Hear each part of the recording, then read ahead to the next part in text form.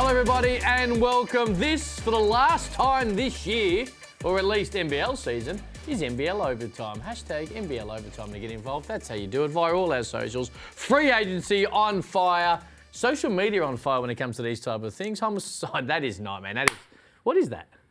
I don't know. Like Terry toweling? I don't know Hello what to it you, is. man. I just love the color. I love How the you colour. doing? I'm good, man. Liam's back. I'm psyched. He is in the house. Liam is back. Straight off. How's the knee, man? It's feeling good. You ran in here, which is impressive. It's which is the first time ever. Not quite feeling that good, but it is feeling good. Thank you. Good to see you back. The blazer looks sweet. Let's get into it because let's start with Melbourne United because only in the last couple of hours has it been reported that JLA is rumoured to be headed back to Melbourne United. Olgun Ulic, who has done a great job and does a great job with ESPN, only in the last really hour or so has dropped the fact that the big man is headed back to Melbourne United. We await official confirmation from the club. I'll start with you, man. This is exciting. If this happens, again, I say this a lot in the NBL and I mean it, not just for Melbourne United, but for the league, this is big. This is huge. Shout out to Marcus Lee. He did a really good job, and I thought that they would be trying to get him. Fantastic job while he was here. He got better every game. But to bring back the Grim Reaper, a.k.a. JLA. Listen, that is a void that needed to be filled, and it wasn't a void that was filled since he left. So it's great to see him back. I hope he is back, and I can't wait, because we're going to see a lot of that. We joked around a lot, and we said that, you know, when he gets the ball, he ain't passing. And we've grown accustomed to him doing things like that when he did get the ball. So it's just a great look to have him back in our league. Really is. Yep. All NBL green light team, I believe we dubbed him the captain of. But when you're doing what he did, fair enough. Put away the passing, put a little bit of heat on the rim. It's cool. Not just all NBL green light team, all NBL first team. Yes. Top 3 in MVP voting. 16 points, 9 rebounds, 2 blocks a game. Was a force in NBL 22. We've missed him. We missed him last season. Melbourne United. Well, they missed him last season. Well, I was happy when it got the bat. Well, true. So he went to China, put up massive numbers, did his thing. Says a lot about the league and about the club that he wants to come back. He wants to get back in that fold. He still wants to get to the NBA, of course, and so he should. Because he's seeing guys like Xavier Cooks and Jock Landale, who he used to go out at practice, get those kind of opportunities. And massive for that team. Massive for the league because, you know, in free agency, there's names popping around left and right, and it's like this guy's going here and this, and you lose track of the actual impact a guy's going to come in and have. This guy is a force in this league, and Melbourne United are going to have him in the middle. I think you alluded to it there, and you are 100% right where you've been pushing for a number of years. Obviously, a huge pat on the back to Dean Vickerman and Melbourne United and the fact that really talented players on the world stage want to go back to the club. But you continually tell us the best place to get into the NBA, if that's where you want to go, is from the NBL. You mentioned Landale and Cooks there, and that's what JLA probably has looked at and gone, all right, I can put up big numbers. I can get maybe even bigger cash in China. But if I want to get to the NBA, which is where I want to get to, I need to get back to this league. Let me explain something to you. Explain. Make no mistake. Hit me. He would have got a nice bag coming back because yesterday's price ain't today's price. And since leaving, they didn't make finals. So you want me back, it's going to cost you. So I'm pretty sure he got a nice bag. But I'm just happy he's back in the league because I don't even think there's a 5 currently that could stop him. What 5 in this league could stop JLA? Well, I can't wait to watch him go up against Keanu Pinder, the new Keanu Pinder. Yeah. That's going to be a very fun matchup. It sure is. You know, listen. JLA ain't no joke. Pinder, I rock with you. I love you, I rock with you. JLA is coming back to lay it down. Oh, man, that's going to be a great... Let them play each other first. Alan Williams. Alan Williams in Melbourne.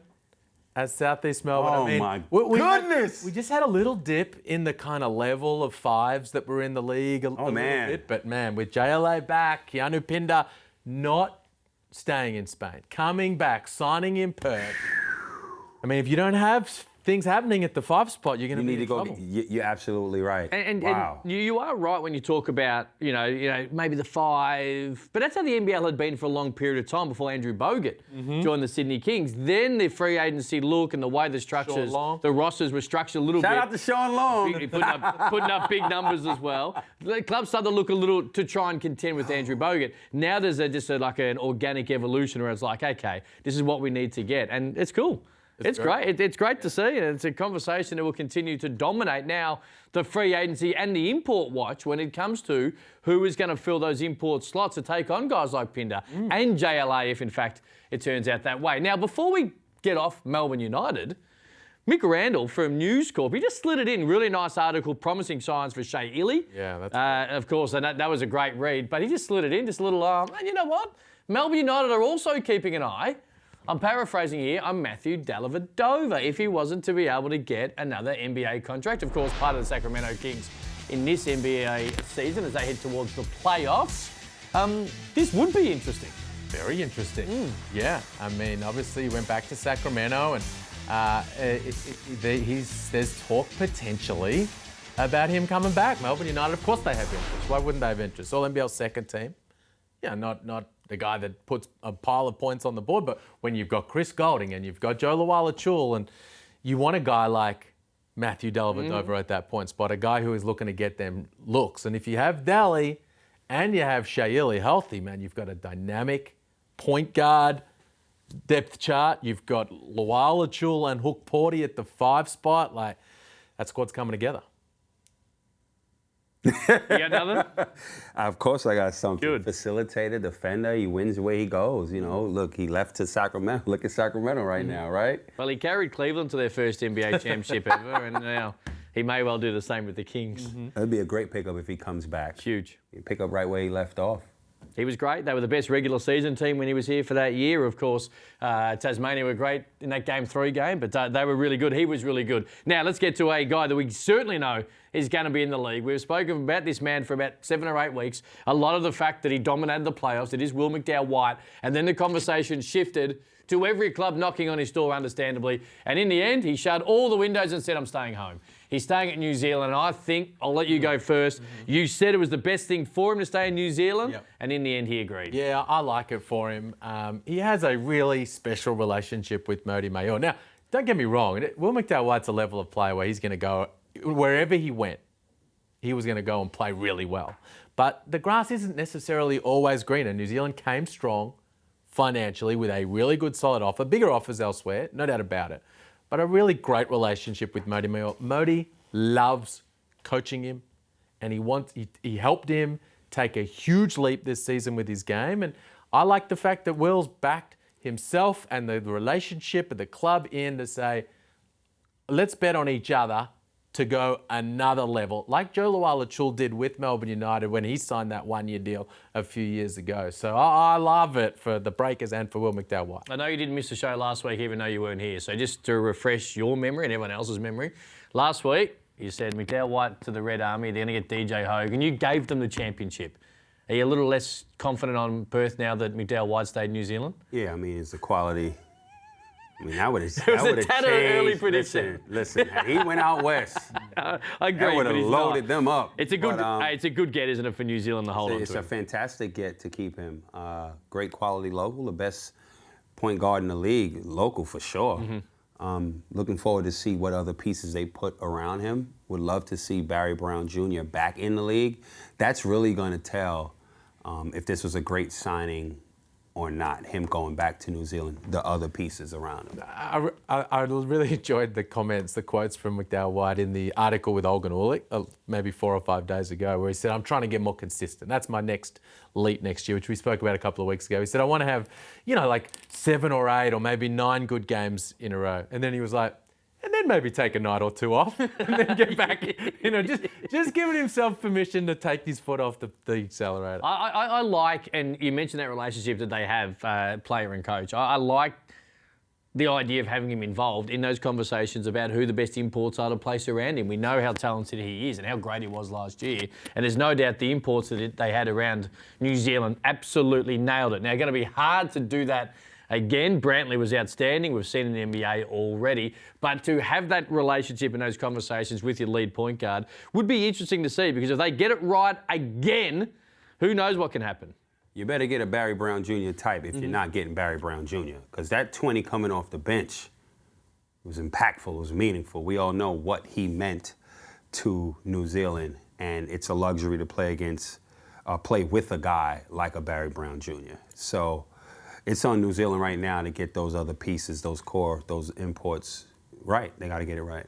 We've continually spoke about building around your Australian players, all right? How much easier life is when you have incredibly talented, on the verge, if not in a Boomers team, Australians. McDowell White, done. Locals, good call. Locals, McDowell White, done. Keanu Pinder, done. JLA, well, we're assuming that it's going to be close. Olgun doesn't miss a great deal, so probably done. Doesn't that make life easier? And now the conversation we had with Chris Pongras a couple of weeks ago on this very show. They have led the way perfectly the last couple of years and been able to win championships based around Xavier Cook, Dejan Vasiljevic, and then getting great imports.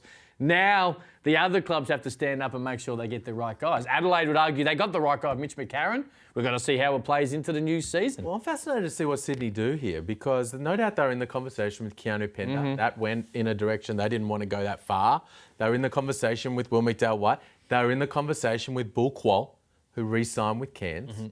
So, you know, part of it is get where the bidding gets to a point where you say, you know what, we don't feel like we want to necessarily do that. But at the same time, you got to build your roster with high-level guys. Hey, big shout out to you. You mentioned Bull Quall. That's a big get. That's a player that we've spoken a lot about. We know Southeast Melbourne Phoenix were rumoured to be deep. Sydney Kings likewise. He's a starter who plays great defence and fills a really good offensive mode. So to be able to do that and say, all right, here's one more year. Not dissimilar to Keanu Pinder. Now, I'm not saying he's going to go to that level that Pinder did, but when they sat down, Adam Ford said, look, give me a year. Give me one more year. And I think it's great for the player and, of course, the franchise. It's great. You pumped? I mean, good for him, man. You know, at least Cairns didn't lose. Both. True. You know, and you know this is a home here. You know what I mean? You're comfortable with the coach. You know, you've had a couple years with him already.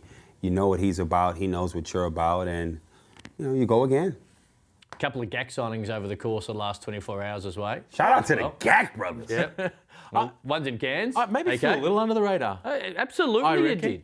GAC, both of them. I mean, Gorjok GAC, I think we saw last year. I mean, he had an 18 and 13 GAC. Yeah, it's a big couple of double-doubles off the bench. Like, I think he can do some things. And a really great backup there, I think, for Alan Williams. And then AK GAC, I think he can become a real player in this league. Now, he's really young, 3 years of basically not playing for the Hawks. I watched him at Summer League, different game, of course, but he's a lob threat. He's an athlete. Like, there's some tools there.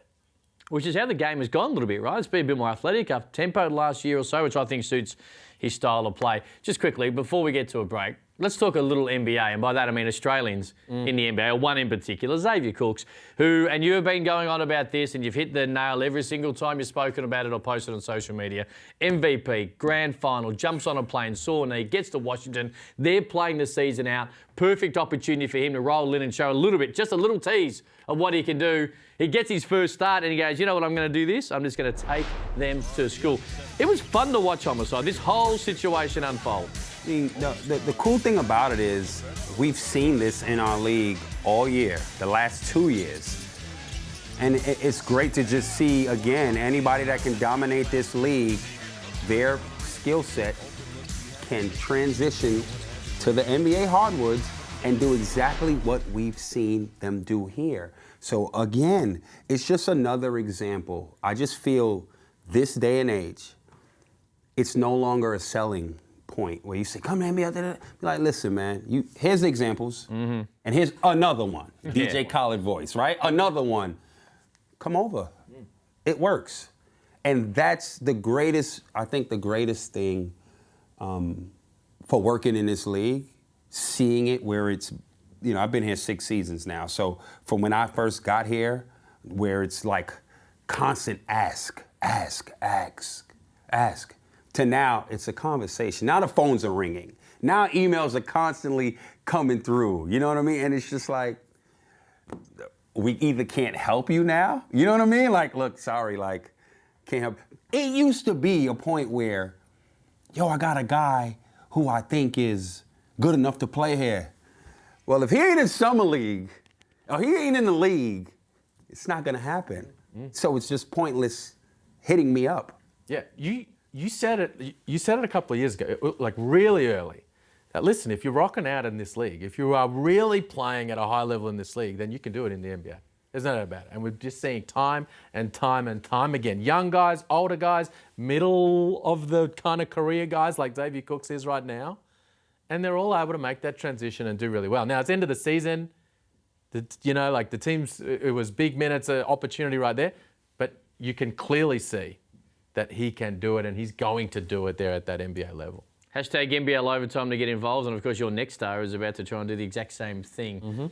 Looking forward to that. Geez, I'll tell you what, Jing had a good game as well really a couple of days ago. And you are, of course, the GM of the next superstars of the NBL. A quick break, wherever you might be. Just wait there. We'll be back in just a very short amount of time.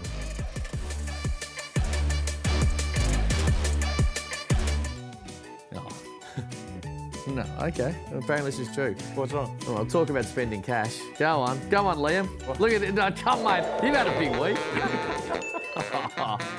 Yeah. Now there is the budget of NBL Overtime blown, and I'm looking forward to the yes or no stinger in only a couple of minutes. There'd be a yes or no. Oh, well, there bloody well better be.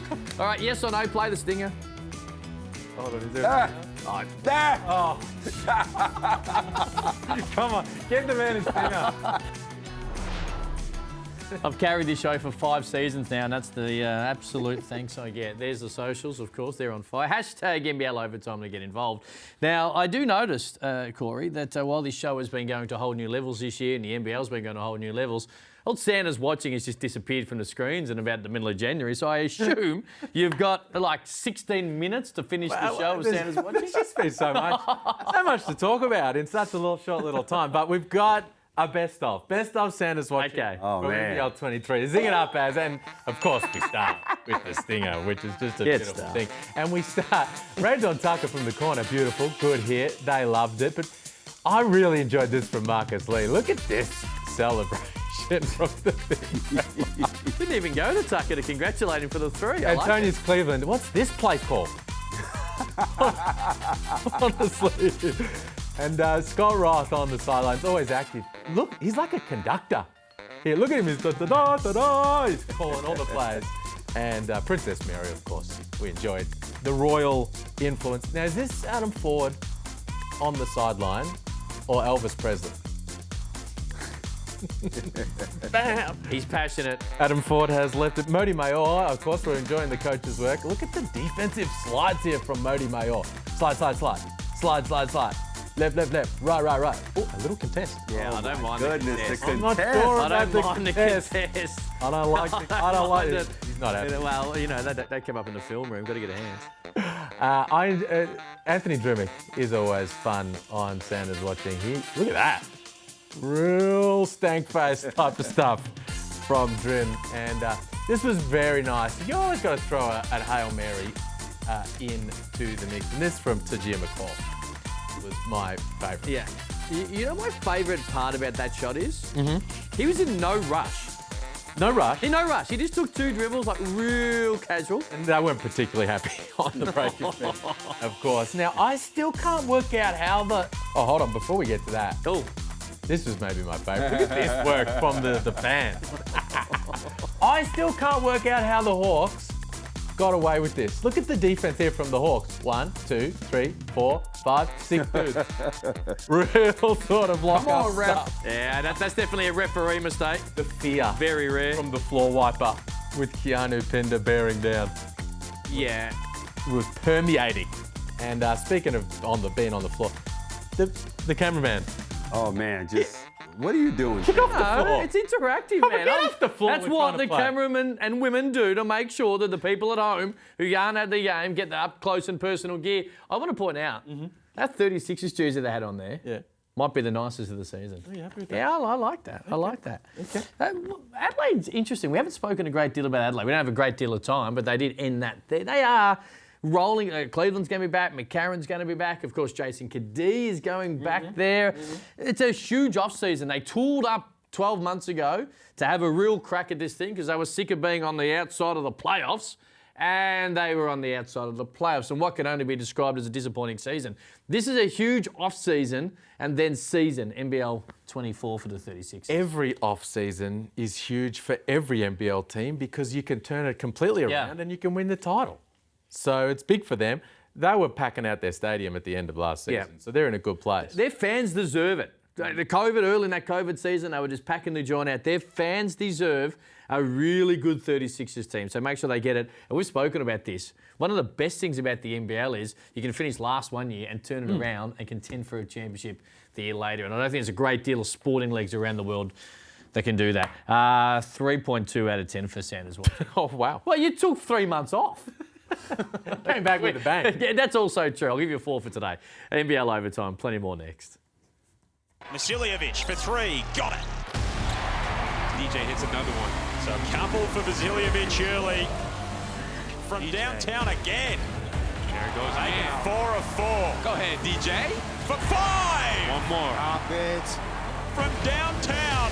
Here he is way. again. 6 of 6. He is scorching. 7 for DJ. For 8. Oh. Got it. Step back from DJ. Does it Oh, matter? stop it. Wide open. Come on, DJ. 10 3-pointers. DJ has been dynamite tonight.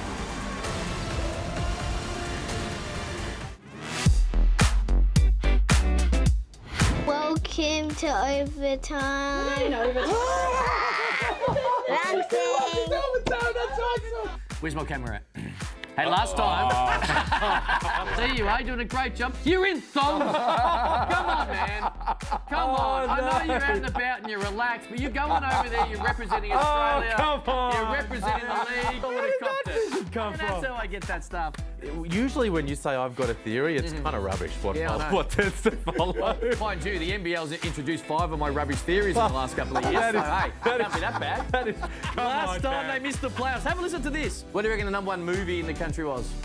Top Gun. Yeah. And I love the fact he came in and gave him the business. Oh, did he give him the business? Yeah. Getting a phone call. We can't talk at the moment. That's not an answer. I'm going it to cock is. it back like Cooks. When we getting to them? When are we getting to them? Who? What do you mean who? Melbourne United. When we talking about? Oh, now Last you want to week you talk didn't about wanna Melbourne talk about United. When we talking about them? In a little bit. Hold on. Hold on. talking Bring back, about can we Melbourne play the United. tape? Bring back the tape.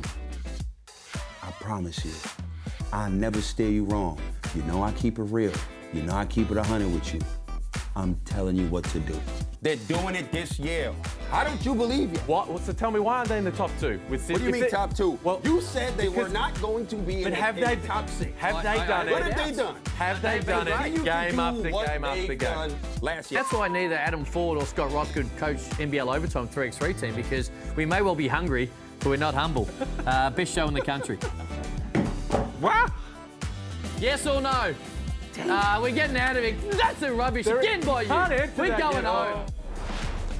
We're not going home yet. That's a little bit of what NBL Overtime has been for NBL 23, of course. Hashtag NBL Overtime. Always hit us up in the off-season.